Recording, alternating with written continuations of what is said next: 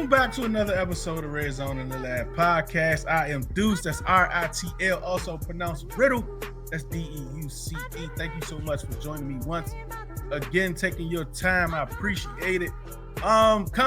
Please comment on this video. Please comment on all the shorts that you see. Let's get the algorithm moving. I absolutely appreciate it. Appreciate your support. You know what those guys are making.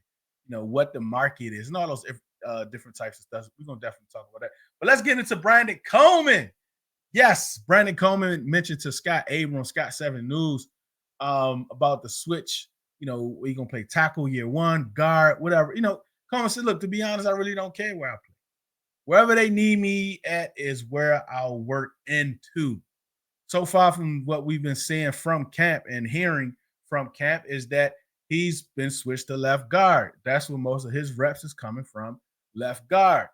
I think he's going to be a great left guard. I even think one day he'll be better than what we see in Sam Cosmi because he's bigger and I think he's going to be more athletic.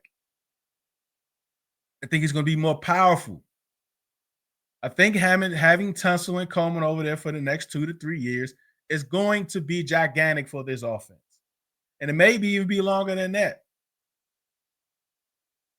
But let's just focus on these first things. And look, finally, Dan Quinn on Greenlight Podcast. Shout out to those guys.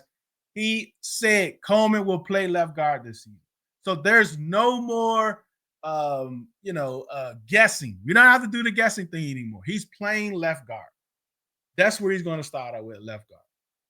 Right? So Brandon has his projected starting lineup, and I agree.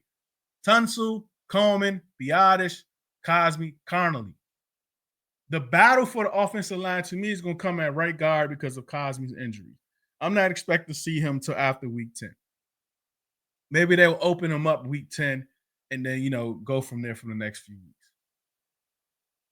But you got Wiley, you got Allegretti. I think Turner is also in the mix, even though we've seen him at left tackle the first few weeks of OTAs, but then Tunsil was back there. So I think that's going to be the swing tackle. But he stepped in pretty good for Cosmi in the playoffs. So I expect to see him there